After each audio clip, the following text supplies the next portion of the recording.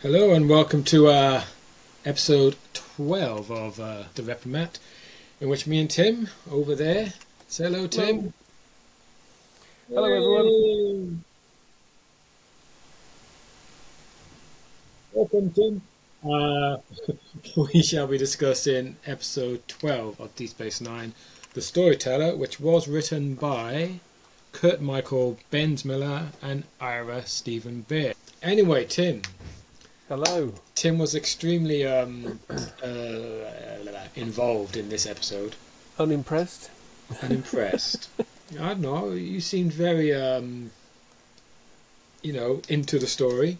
I was, yes, very into the story. Yeah. I will start off before we go into your thoughts about this, because, again, I've obviously seen this before. We always say, would this work as a TNG episode? Yeah. Yeah. And I think this one absolutely would. Yes. In both A and B plots.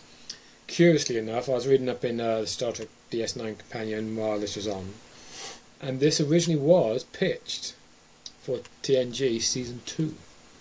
Season 2? It just never happened because apparently there's a similar story, possibly, I can't imagine what though. Oh, I know what. It was probably, there's a story in Season 2 called The Dolphin, in which Wesley, ruler of this alien species, comes on board. It's a girl, and her and Wesley sort of become friends kind of thing. It's also Wesley's first love.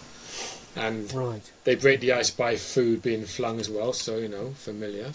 So I guess that's possibly why this one never happened. So it got held off until this DS9 when they thought, oh, that could work if we make it Odo and Bashir instead. So yeah, that's why it feels so very TNG, because it was designed to be a TNG story originally. But anyway, your thoughts? Oh, sorry, hang on a minute. Okay. Tim's not on his best today. He's a bit... sorry about that, just catching in my throat.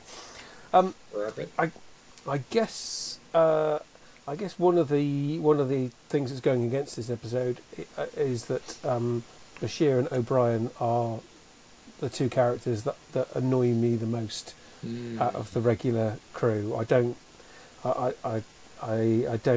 find them engaging at all in any way. So sending them off on a mission together, just the two of them. The best thing in the world for you. So yes.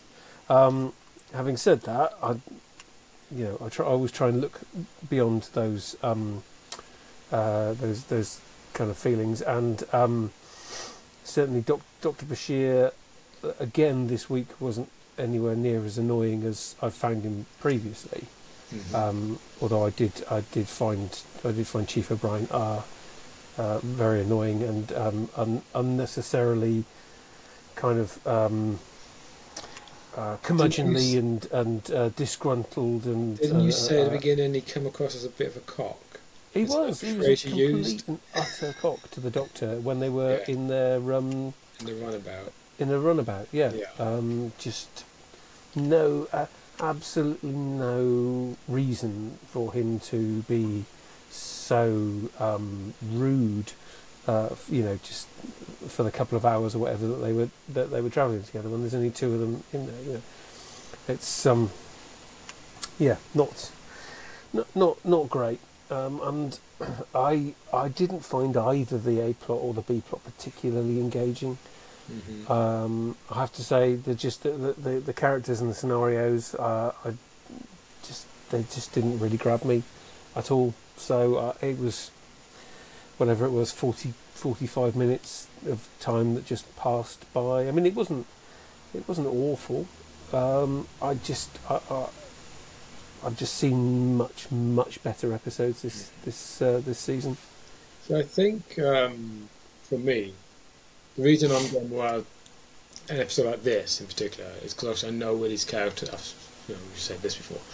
I know where the characters are going to go, so I can see the building blocks, and knowing who these characters become, both individually and indeed as a pair, for both O'Brien and Bashir and Nog and Jake.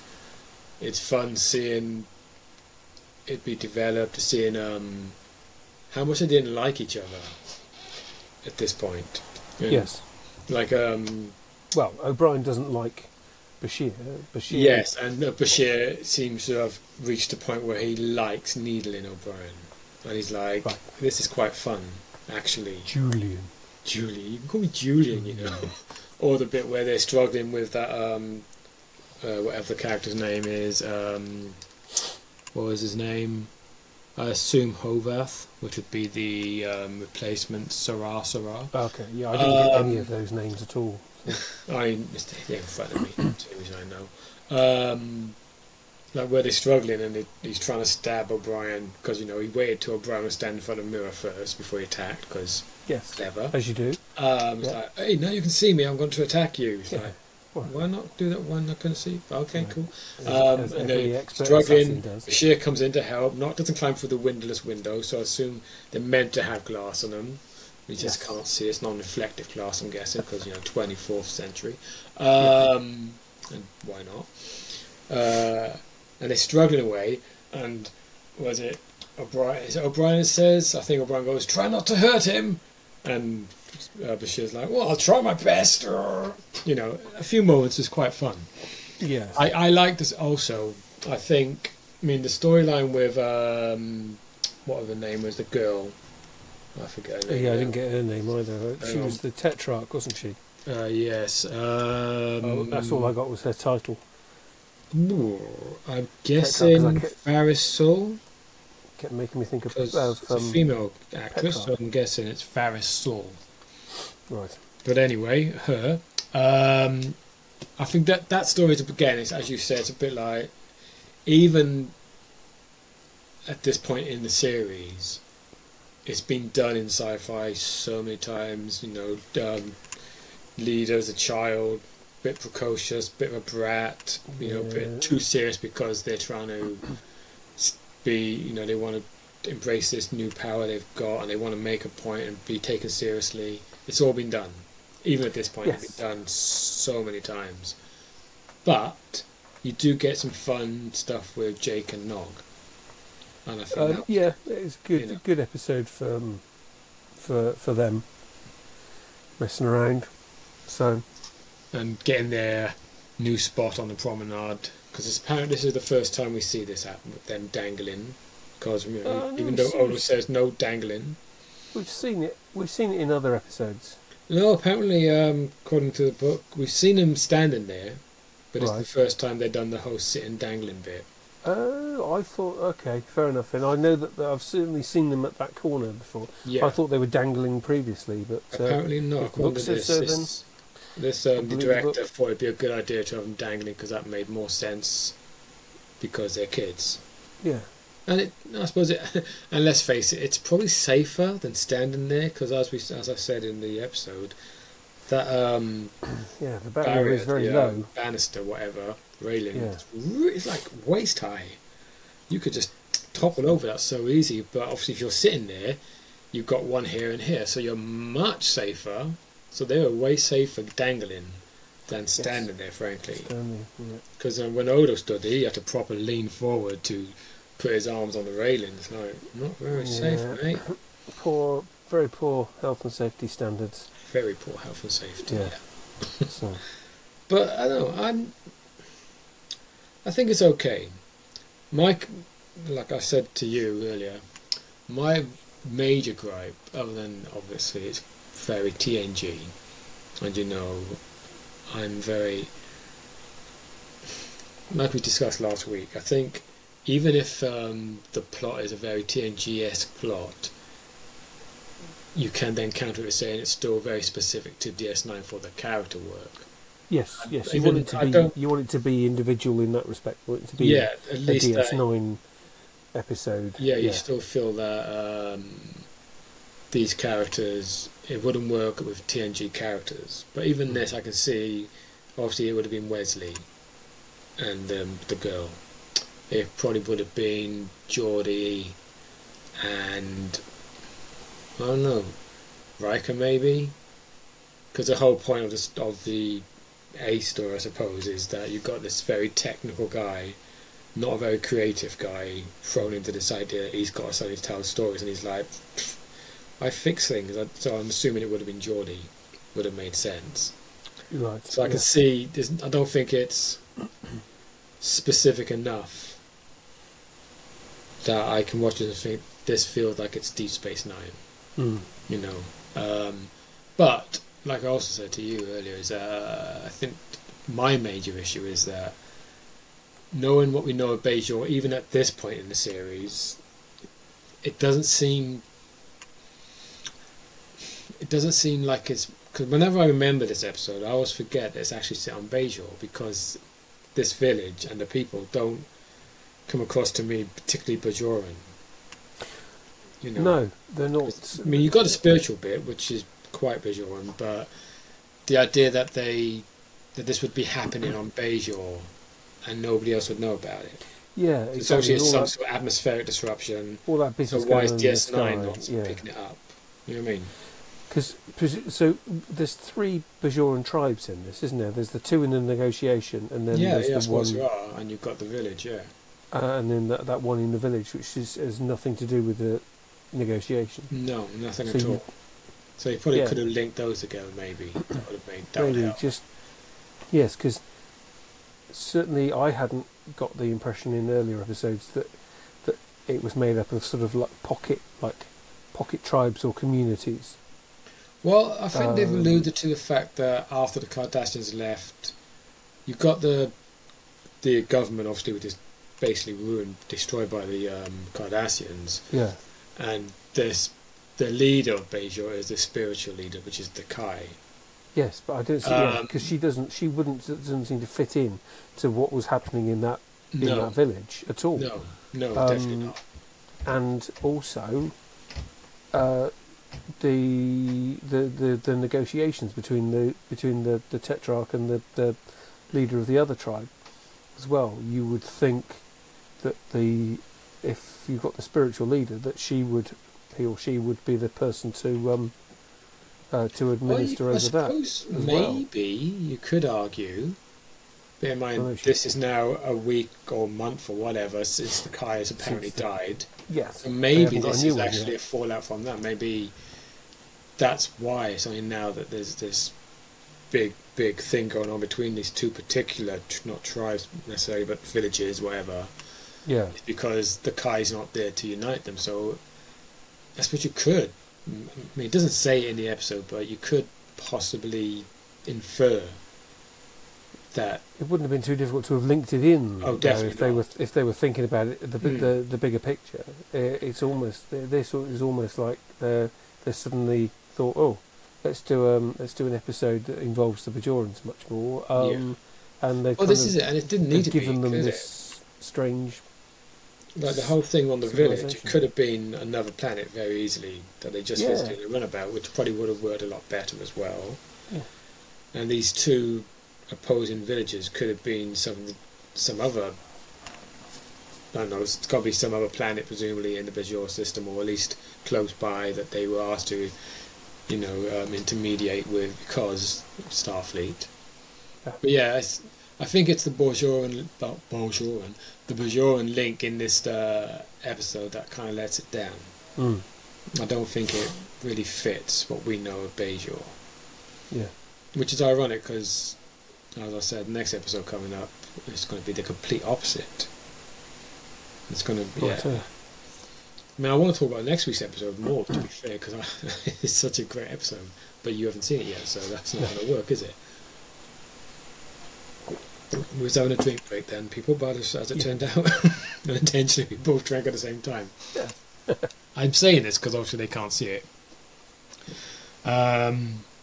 There's not really much to say about this one. It's one of those episodes where you're like, it wasn't much good necessarily. And Kira was only in it at the very beginning, and there was a nice, I don't think we saw Dax nice kind of frisson between her and Cisco again at the beginning, and I think this never got followed up. Bodes well, but then it just didn't go anywhere and just gets left behind. Well, maybe that's what they needed, a third thread where Cisco and Kira were not saying at loggerheads, but certainly had opposing views on this issue.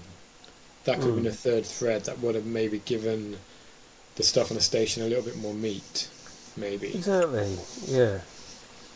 Because there definitely, clearly was enough plot for it, because, as you said, it did struggle, I think, to fill its 45 minutes, especially the station stuff.